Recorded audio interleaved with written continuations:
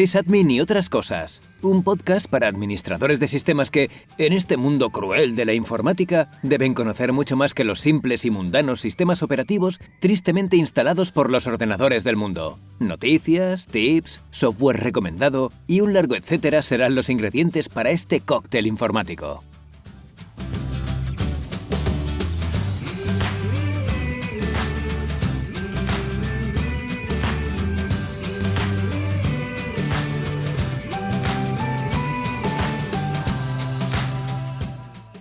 Muy buenas a todos y bienvenidos al octavo capítulo, al octavo episodio de la primera temporada de Sysadmin y otras cosas.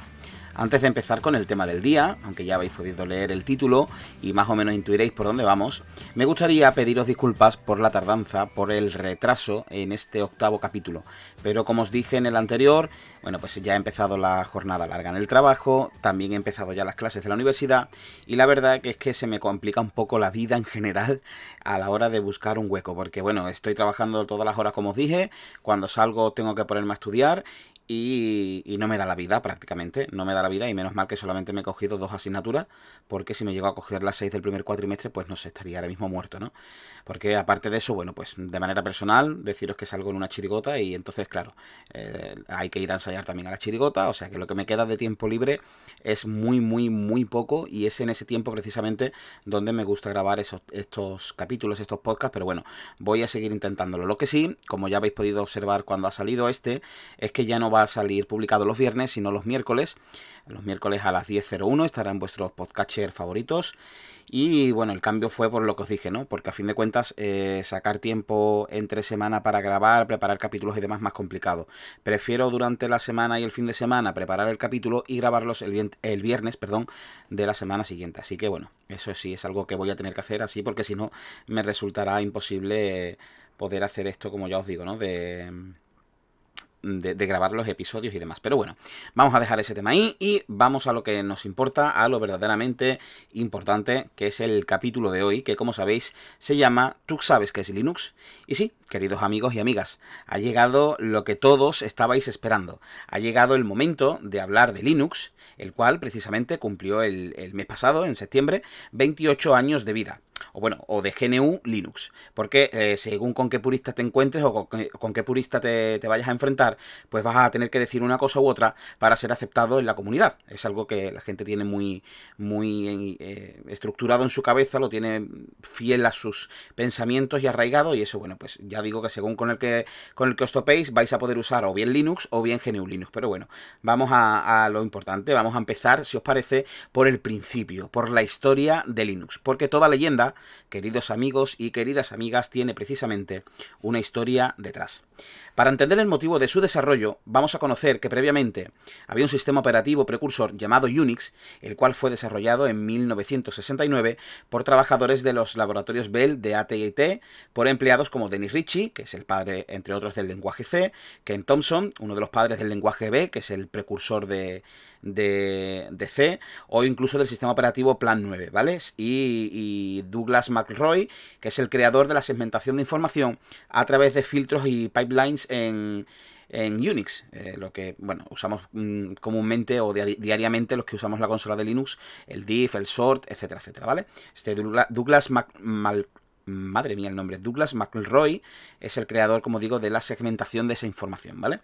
Y de este Unix, este sistema operativo que acabamos de mencionar, pues salieron otras familias de sistemas, pues como BSD, como Xenix y nuestro maravilloso llamado Linux. También es conveniente que tengáis una mínima idea de lo que es un kernel y el papel que juega. Podemos decir, a grandes rasgos y sin meternos en mucho barullo, que se trata de la parte central de un sistema operativo, que es el encargado de la comunicación segura entre el software y el hardware. Es decir, va a gestionar los recursos que necesitarán los procesos o programas, pues no sé, tales como la memoria, procesador, etcétera, etcétera. Pero bueno, vamos a la historia, como ya digo, ¿no? de este sistema operativo. Corría el año 1991, y aquí la verdad es que pegaría esa típica música de nostalgia americana para contar una historia, pero bueno, vamos a ello. Corría el año 1991, como ya digo, cuando Linus Torvalds, un joven estudiante finlandés de ingeniería informática en la Universidad de Helsinki, empezó a crear un sistema operativo por mero entretenimiento, buscando salir del encorsetamiento, él decía que estaba encorsetado, del sistema que usaba por aquel entonces en las aulas Minix. El sistema operativo que él usaba en las aulas de la universidad se llamaba Minix. Y que buscaba que ese sistema operativo que él fuese a crear fuese compatible con microprocesadores i386. Era el mes de abril del año 91, como ya digo, y nuestro joven Torvalds tenía tan solo 21 años. El 26 de agosto de ese mismo año, escribió un mensaje en el grupo de noticias de CompOx Minix y decía algo así, ¿vale? Estoy haciendo un sistema operativo gratuito, solo un hobby, no será nada grande ni profesional como GNU, para clones AT386. Llevo en ello desde abril y está empezando a estar listo. Me gustaría saber su opinión sobre las cosas que les gustan o disgustan en Minix, ya que mi sistema operativo tiene algo parecido con él. Actualmente he portado Bash, la versión 1.08, y GCC, que es el compilador de C de GNU, ¿vale? Y parece que las cosas funcionan. Esto implica que tendré algo práctico dentro de unos meses. Y este era el principio, queridos amigos y queridas amigas, de lo que estaba por llegar. Porque el 5 de octubre, Torvalds volvió a escribir en ese grupo de noticias, anunciando que tenía lista la versión 0.02 de manera funcional y lo ofrecía para que otros programadores lo descargasen y diesen feedback al desarrollo, indicando fallos o agregando nuevas funcionalidades, etcétera, etcétera. Aunque, eso sí, Linux, este fallo siempre me cuesta cada vez que explico esta historia. Linux, terminado en S, no se casaba con nadie. Y él decía que no prometía incluirlas todas, pero eso sí, que la gente le mandara el feedback y posibles mejoras, y ya él pues decidía si sí o si no. ¿Vale? Esa versión de la que estamos hablando, la 0.02, tenía apenas pues 10.239 líneas de código, en contraposición a los millones y millones de los que tiene actualmente. Aunque en esos momentos el sistema se llamaba Freaks, que era un popurrí así más o menos de las palabras freak, o freaky en español, free, de libre, y Unix, ya que a Torvalds le parecía un poco egocéntrico, bueno, pues llamarle como él, con su apellido, Linux, pero terminado en X, Linux. Tuvo que ser su colega, Eri Lemke, encargado de los servidores FTP donde se alojaba el proyecto y la gente se descargaba de esos servidores FTP, el que decidió llamarlo finalmente Linux, sin contar con la aprobación de Torvalds, aunque bueno, finalmente aceptó que era el nombre más correcto para ese sistema que estaba creando, ¿no? Pero bueno, sigamos con la historia. En enero del 92, el año de curro y la Expo de Sevilla, Torvalds añadió Linux al proyecto GNU y su sistema contaba con 100 usuarios, participando varios de ellos en el proceso de desarrollo. La versión lanzada ese mismo mes, en el mes de enero, era la 0.12 y era la primera que incluía precisamente trozos de código remitidos por otros programadores. Es decir, fijaros esto para la época lo que suponía. Tenía programadores alrededor de todo el mundo que colaboraban en el desarrollo de este sistema operativo. Era algo que hasta la fecha no se entendía, no estaba visto en la informática, dado que lo normal era que se encerraran en laboratorios como en Estados Unidos, ¿no? En AT&T de Bell, que hemos mencionado antes, IBM, etcétera, etcétera, se encerraran en una sala durante días, meses o incluso a lo mejor un año, un par de años, a desarrollar un sistema operativo. Y Torvalds era todo lo contrario. Él tenía el código en internet, lo soltaba y a través de foros de noticias, de hilos de noticias, pues la gente decía, oye, pues falla el módulo tal del subsistema tal, o yo añadiría esta gestión de procesos por delante de tal. Y eso era con lo que se iba formando el sistema operativo. En abril de ese mismo año, el año 22, vuelvo a repetir, el año de curro y de la Expo de Sevilla, llegó la primera versión capaz de ejecutar un entorno gráfico, el famoso X-Windows, la 0.96, esa era esa versión que os menciono, mientras que Microsoft lanzaba al mundo su Windows 3.1.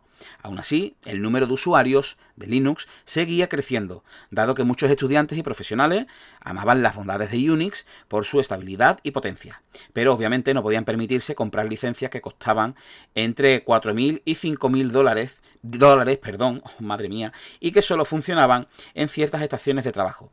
Linux, en cambio, era gratuito y funcionaba en cualquier PC basado en procesadores Intel. Tenemos el 386, el 486, etc. Linux se distribuía bajo la licencia GPL, por lo que cualquier persona podía bajar, usar, modificar e incluso, y recalco incluso, vender Linux sin pagar €1 de licencia. La única condición es que los cambios añadidos debían ser públicos. A finales del 92 se calcula que Linux contaba aproximadamente con unos 1000 usuarios. Voy a hacer un poco de hincapié en esto de la licencia GPL. ¿Por qué voy a hacer hincapié? Bueno, pues porque imaginarse, yo soy un programador de la época, soy alguien que ve ese Linux y digo, esto tiene capacidad para ser explotado económicamente. Bueno, pues yo lo único que tengo que hacer es descargarme el código, añadir las funcionalidades que yo crea que le faltan o quitar cosas que no creo que tengan que estar en mi sistema operativo y puedo venderlas. Puedo vender esa copia, que yo he generado a empresas, a usuarios, etcétera, etcétera. La única condición que pone la GPL es que el código que yo he añadido o que he retocado lo tengo que publicar en un repositorio público, valga la redundancia, para que cualquiera pueda verlo, pueda modificarlo y descargarlo. Pero si yo lo he desarrollado, lo cuelgo y automáticamente eso me da la potestad de poder venderlo, ¿vale? Ahora veremos un poco más adelante esto en qué desembocó eso de poder coger el código, etcétera, etcétera. Al año siguiente, en el año 93, el núcleo alcanzó aproximadamente los 20.000 usuarios y más de 10 programadores alrededor del mundo. Es decir, esto es una auténtica burrada. Perdón, no son 10, perdón, son 100. De aquí en estas notas que tengo aquí en el cuaderno está mal. Eran más de 100 programadores alrededor del mundo. Para poder manejar dichas colaboraciones, Torvalds delegó en 5 personas, digamos que eran sus 5 comandantes a bordo, que se convirtieron, como ya digo, en esos oficiales principales, ¿no? Ese año Microsoft lanzó Windows NT, enfocado a servidores y estaciones de trabajo, lo cual es curioso porque a día de hoy Linux es mucho más famoso en estaciones de trabajo, en servidores, que el propio Microsoft, ¿no? El propio Windows. El Windows Server no está tan aplicado como los sistemas operativos Linux. Ya a nivel de escritorio, eso ya es otra cosa, y Linux a día de hoy sigue peleando con eso. El 16 de abril de 1994 se lanzó la primera versión completa de GNU Linux, es decir, la 1.0. Ofrecía soporte a redes, numerosas utilidades, programas de desarrollo de aplicaciones y otras herramientas. Y atención, porque aquí es donde viene lo que antes he mencionado de la licencia GPL. Se fundó la Red Hat Software, empresa que hoy es la principal distribuidora de Linux con licencia comercial y soporte técnico. Ese año el sistema contaba aproximadamente con 100.000 usuarios. ¿Y por qué he dicho que atención a lo de la Red Hat? Bueno, pues que Red Hat hizo eso precisamente que permitía la GPL.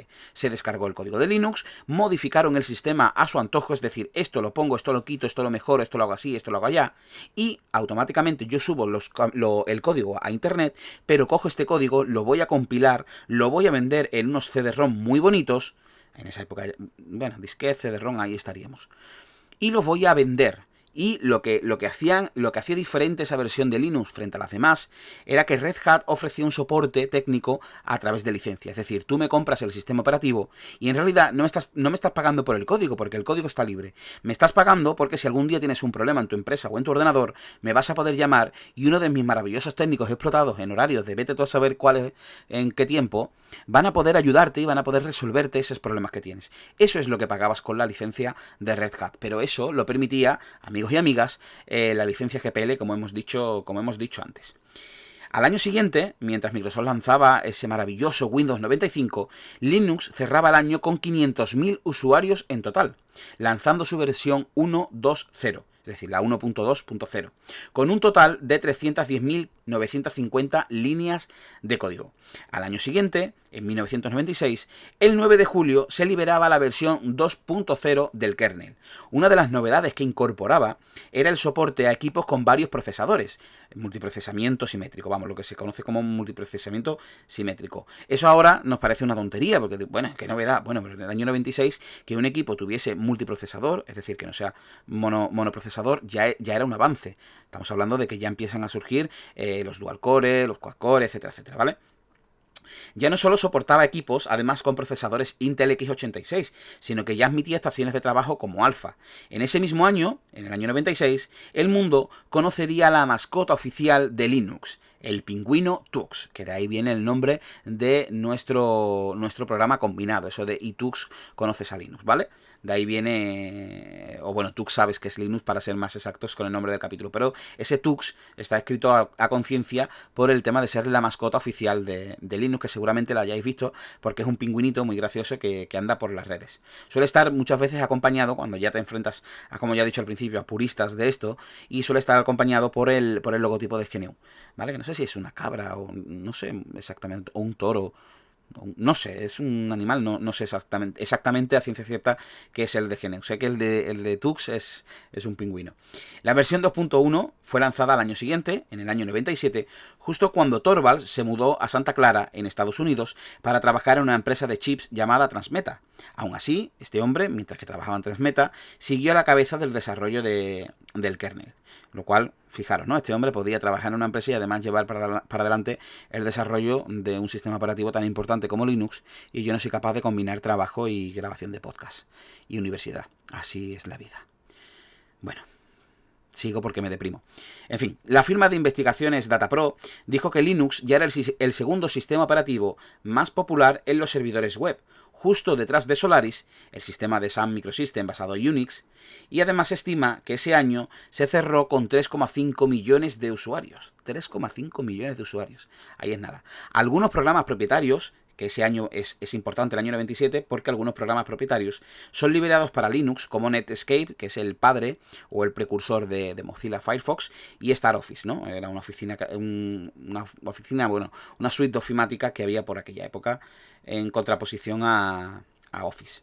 En 1998 se incorporarían otras empresas como Oracle, IBM o Computer Associates, lo cual era un gran impulso, obviamente, para promover el uso de Linux. Estamos hablando de que no son las tiendas de barrio, son importantes empresas mundiales que respaldan el desarrollo de este sistema operativo y el uso sobre todo. Recordemos que ese mismo año, en el año 98, Microsoft lanzó su famoso Windows 98, por lo tanto, Linux siempre ha tenido ahí un claro competidor con el sistema de Microsoft y sin embargo supo pelear con él. En septiembre de ese año, las empresas Intel y Netscape anunciaron que harían una inversión de capital importante a la empresa Red Hat. Y diréis, bueno, ya me has mencionado antes Netscape. No es lo mismo. Antes lo que he dicho, que programas propietarios, el navegador de Netscape es liberado a Linux, y ahora hablamos de que la corporación, la empresa, ¿vale? Es como si yo hablo de Firefox, pues la empresa Mozilla, ¿vale? Pues la empresa dijo que iba a dar una inversión de capital importante junto a Intel a Red Hat, la empresa que hemos mencionado antes, que había cogido el código y que lo había desarrollado y que lo vendía. El número de programadores ese año aumentó hasta los 10.000 usuarios. Esto está mal. No, perdón, es que me he liado con mis notas. No, estoy hablando del número de programadores. Hasta los 10.000 usuarios, es decir, había 10.000 programadores alrededor de Linux. Alrededor del mundo, perdón. Y Linux ya dominaba el 17% del mercado de sistemas operativos para redes, según la International Data Corporation. Era el año de nacimiento del famoso, del conocido entorno gráfico de KDE. Llegamos al año siguiente, al año 1999, y en su primer mes se lanzó, es decir, en el mes de enero, se lanzó la versión 2.2, que ofrecía pues un mejor rendimiento y soporte para procesadores Spark, Motorola, PowerPC o MIPS, con 1.800.000 líneas de código.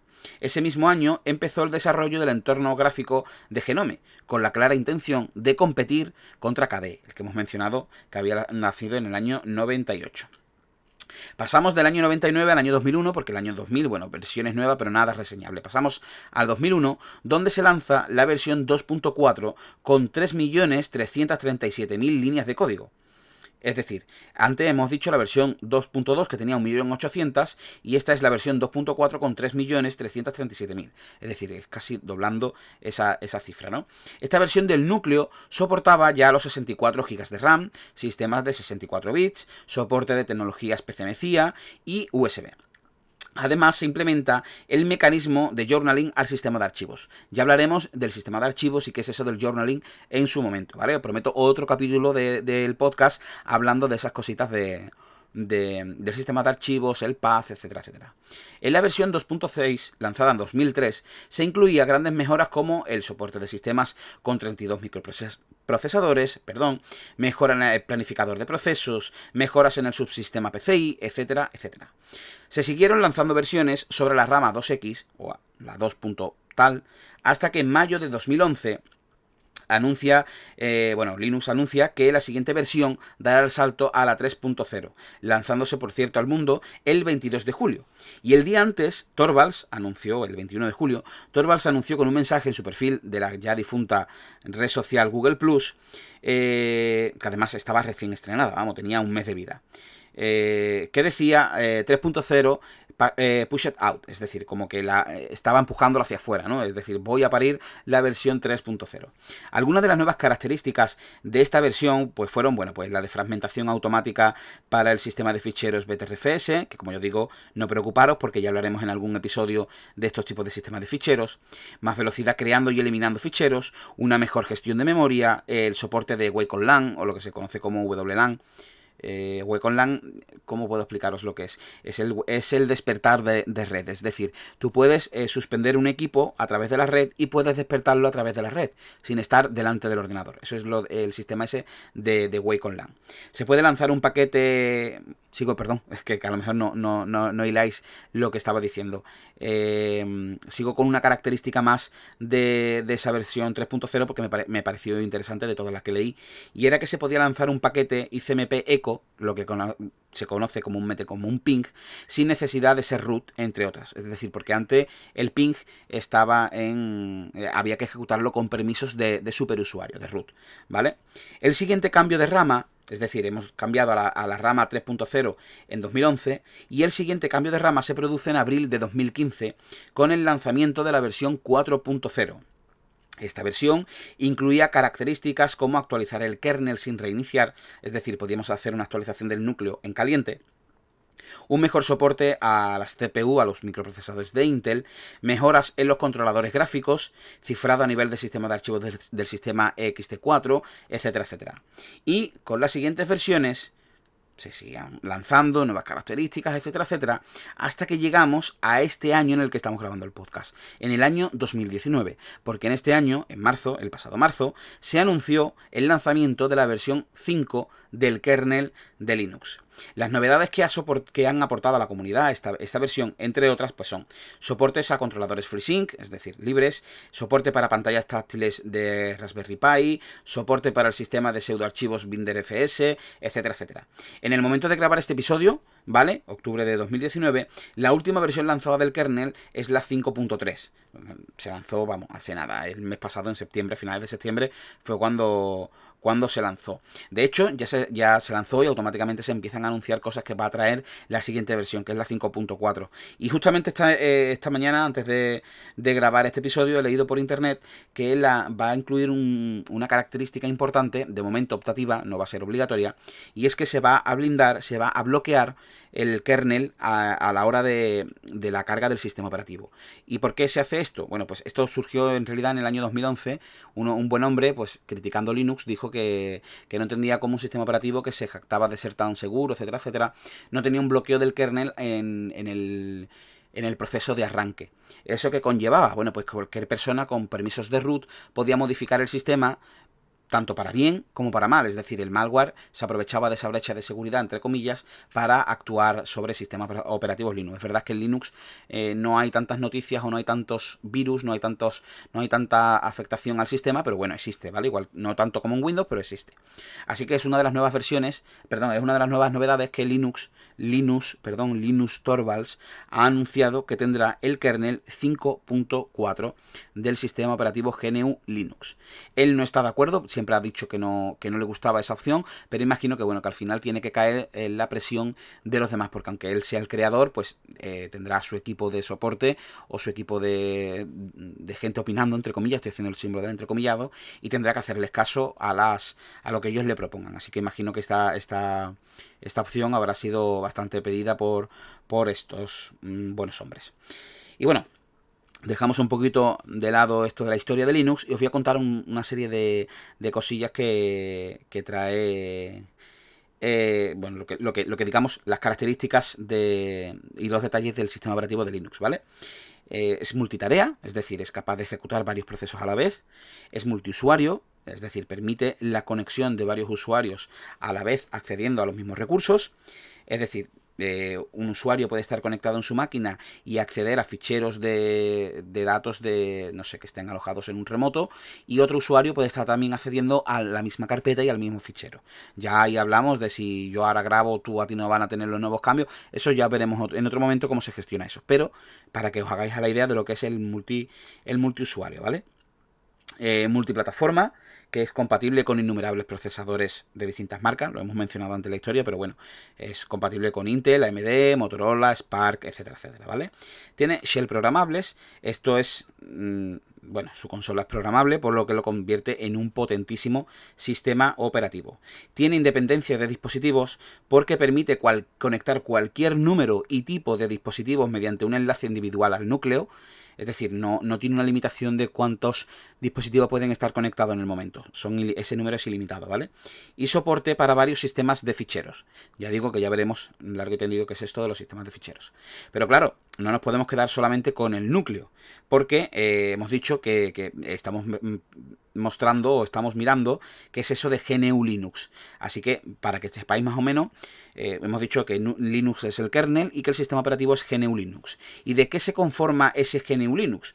Bueno, pues obviamente lleva el núcleo o el kernel de Linux que hemos mencionado, lleva una shell o un intérprete de comandos, lleva un sistema de archivos o ficheros, que ya veremos lo que es, pero bueno, podemos elegir el XT2, que es antiguo, el XT3, que es antiguo, el XT4, que es uno de los que se utilizan en la actualidad, etcétera, etcétera. Y por último, pues los programas básicos o software que hacen que conformen este sistema operativo. Por regla general, al conjunto formado por estos 4 componentes que os acabo de decir, vuelvo a repetir, el kernel, la shell, el sistema de ficheros y los programas, se le conoce como una distribución del sistema operativo GNU Linux. De entre las más conocidas, pues tenemos pues Debian, Ubuntu, Linux Mint, que además estas Ubuntu, Linux Mint, etcétera, derivan de Debian, son, digamos, subdistribuciones de la distribución debianita. Tenemos Red Hat, que la hemos mencionado antes, tenemos CentOS, tenemos Fedora, incluso aquí en España tenemos las distribuciones patrias, es decir, por ejemplo tenemos Guadalinux, que la hace la Junta de Andalucía, Linux, que es la Junta de Extremadura, Molinux, Castilla-La Mancha, Max Madrid, etcétera. ¿A qué me refiero con esto de las distribuciones patrias? Bueno, pues esto es simplemente que se coge una versión específica del sistema operativo. Yo creo, por ejemplo, que Guadalinux está basado en Ubuntu, es decir, yo cojo Ubuntu o cojo CentOS o cojo la que yo quiera y a partir de aquí pues la modifico, más o menos lo que hizo Red Hat en su día. Lo único que, bueno, que estas distribuciones son las que se instalan normalmente en dispositivos de la administración pública, aunque la administración pública, aquí como un pequeño secreto para vosotros y yo, las administraciones públicas utilizan Windows pirata, ¿vale? Pero la teoría dice que usan Guadalinux en Andalucía. Es mentira. Es mentira. Y bueno, después no sé qué es lo que ha pasado. Ha habido una pequeña interferencia. No escuchaba lo que estaba diciendo, pero bueno. Como ya digo, ¿no? Guadalinux aquí en Andalucía. También se instalan en los sistemas, en los ordenadores que daba la Junta de Andalucía hace unos años a los niños y a los ordenadores de los centros, etcétera, etcétera. Menos en secretaría. Y bueno, como ya he dicho, ¿no? Linux en la Junta de Extremadura, tenemos Linux con la Castilla-La Mancha, etcétera, etcétera, ¿no? Y no debemos olvidar tampoco que el núcleo Linux sigue desarrollándose igual que en sus inicios. Un grupo de programadores de todo el mundo que se dedican a añadir, corregir y mejorar versión tras versión. Pero claro, ustedes diréis, ¿cómo podemos identificar la numeración y entenderla? Porque has dicho lo de Linux 2.4 o la 5.4 va a salir nuevo, la 5.3, etcétera, etcétera.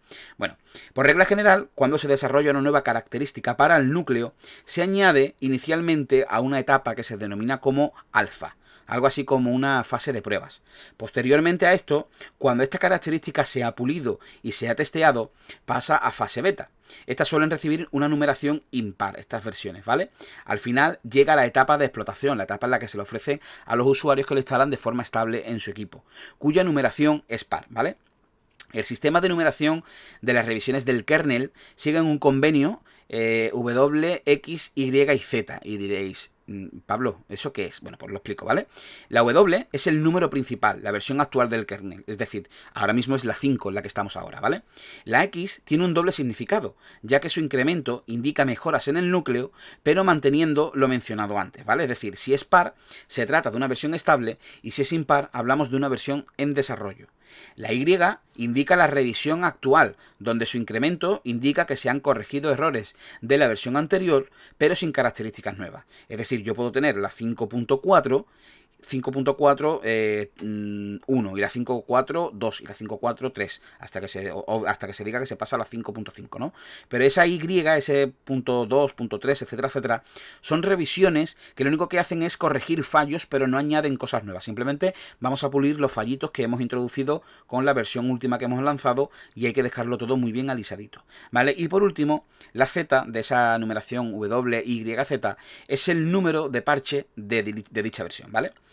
Otra de las particularidades que tiene Linux es su sistema de archivos, en contraposición del que la mayoría de usuarios, comúnmente usuarios de ordenador, ¿no?, conocen de su sistema Windows. Y es que dicho sistema, es decir, Linux, depende única y exclusivamente de una única raíz, sin tener en cuenta el número de dispositivos de almacenamiento que haya en nuestro equipo. Y ahora mismo imagino que os ha explotado la cabeza con lo que he dicho. Os lo explico de otra manera. Windows, que es a lo que el usuario medio está acostumbrado, estamos ya habituados, familiarizados con tener una unidad por cada sistema de almacenaje. Es decir, el disco duro principal se le asigna la letra C, normalmente, ¿no? C, unidad C, que es la unidad principal del disco duro donde está instalado Windows, ¿vale? Si tienes otros discos duros esclavos o pendrives conectados al sistema, pues van a tener la letra la D, la E, la F, aunque estas letras se pueden cambiar, ¿vale? Pero digo lo normal, lo que hace el sistema operativo de entrada, por definición, ¿vale? Si además antiguamente tienes una unidad de disquete, que además ya lo hablamos en su día en otro episodio de este podcast, pues automáticamente se le asignaba la A a la unidad de disquete principal y la B a la unidad de disquete secundaria, a la esclava, ¿vale? Es decir, cada unidad de almacenamiento pues tiene una letra asignada y sus carpetas son independientes, ¿vale? Eso es lo que estamos acostumbrados o lo que están acostumbrados los usuarios de Windows. En Linux es distinto, todo depende de la raíz, ¿vale? La raíz es lo que se suele representar con la barra que está en el número 7. Si no me equivoco, en inglés se le conoce como slash, creo, ¿eh? No quiero confundirme con la otra barra, que es la que se suele además usar en Windows, que es la que está al lado del 1, es decir, la tecla donde está el circulito y la A con el superíndice. Bueno, pues esa barra que es la invertida, esa es la que suele usar Windows. C2 punto, esa barra y el nombre de lo que sea. Pues el Linux es la otra, ¿vale? El slash. Entonces, en Linux todo depende del raíz, de la unidad central, ¿vale? Del sistema de ficheros de la carpeta central. Y a partir de ahí van a colgar todas las demás carpetas, sean ficheros, sean unidades, sea lo que sea, ¿vale? Además, en el caso de las unidades de almacenamiento, tienen una particularidad con respecto a Windows, y es que deben de estar previamente montadas. Es decir, algo así como si habéis usado el Daemon Tools en Windows, que eso es muy típico cuando se pirateaba algún juego. Bueno, cuando se usaba el Daemon Tools, tú cogías la imagen, la .iso, y lo que hacía era darle al botón derecho montar, ¿vale? Y como que te creaba una unidad virtual dentro del sistema operativo, pero no era una unidad física. Ya digo, esto no es ciencia, o sea, no os estoy dando bases de computación actual, simplemente es para que os hagáis una idea de lo que significa eso de montar, ¿vale? Yo tengo mi sistema operativo Linux y si quiero usar el CD, pues yo meto un CD y automáticamente se monta, pero para poder sacar el CD tengo que desmontar antes la unidad, o otro disco duro, etcétera, etcétera. Es decir, hay que ir jugando con lo de montar y desmontar. Aún así, no preocuparos porque este concepto de montar unidades, desmontar unidades, etcétera, etcétera, os puede sonar a chino, pero lo vamos a ver, como ya he dicho antes, unas pocas de veces, en futuras versiones de este podcast, en futuros episodios de este podcast. Vamos a ver qué significa eso de montar o desmontar unidades, vamos a ver qué son los sistemas de ficheros en Linux, vamos a ver los tipos de ficheros que hay, vamos a ver las rutas, lo que se conoce comúnmente como el path, etcétera, etcétera. Así que no preocuparos porque lo veremos en próximas versiones. Y bueno, hasta aquí el 8º capítulo de sysadmin y otras cosas. Hemos llegado al final, ya tenía muchas ganas de hacer este capítulo porque ha habido 2 o 3 episodios en los que hemos mencionado Linux, para arriba, para abajo, y bueno, digo, tengo ganas de que llegue ese episodio, tengo ganas de que llegue, ¿sabes? Como si a mí me llegaran los guiones de otra empresa y me dijeran, oye, esta semana tienes que hablar de esto, y yo en plan, no, yo quiero hablar de Linux, no, tú vas a hablar de esto. Soy yo el que monta los capítulos, pero bueno, hasta ahora no me ha cuadrado el hablar de ello porque habíamos tenido el día del sysadmin, el día del programador, etcétera, etcétera. Así que bueno, también me estaba esperando a que Linux cumpliese años, que lo cumplió en agosto, creo recordar que era. Lo tengo por aquí apuntado, creo que fue, ¿no? Y además lo hemos mencionado, que ha cumplido 28 años. O sea, es un caramelito, es un niño chico todavía Linux. Sí, en septiembre, perdón, en los 28 años. Así que tenía ganas eso de que llegara esa fecha. Y este capítulo en realidad debería haberse lanzado en septiembre, pero por lo que he dicho antes, ¿no? Por el tema de la universidad y demás, pues no he podido sentarme a terminar el capítulo y a grabarlo. Así que nada, como siempre, espero que os haya gustado, que me dejéis vuestros comentarios si queréis, que os suscribáis por favor. Recordad que lo tenéis disponible en iVoox, en Google Podcast, en Apple Podcast, en YouTube, etcétera, etcétera, ¿vale? Ahí lo tenéis disponible, os podéis suscribir, podéis comentar, etcétera, etcétera. También tenéis abierto mi correo, hola@pablodelgadoflores.com. Me podéis encontrar también en las redes sociales como Pablo Delgado o Pablo Delgado Flores, según la red social. Y nada, poco más. Recordad que los capítulos nuevos ya van a salir los miércoles a las 10:01. Lo que sí no dije al principio, y aprovecho ahora para deciroslo, es que no sé todavía si el podcast va a seguir ese ritmo inicial que tenía de uno por semana, o voy a tener que espaciarlo un poco y hacer un episodio cada 2 semanas. ¿Qué conllevaría esto? Bueno, pues que los capítulos serían un poquito más largos, pero tengo que ver cómo voy a poder ir combinando todas las cosas que tengo que hacer en mi día a día con esto del podcast, pero no quiero dejarlo. Estoy muy ilusionado con el podcast y no quiero dejarlo.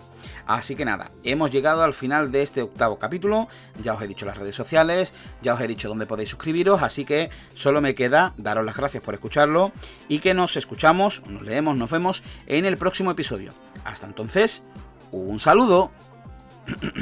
Licencias de Windows piratas. Adiós.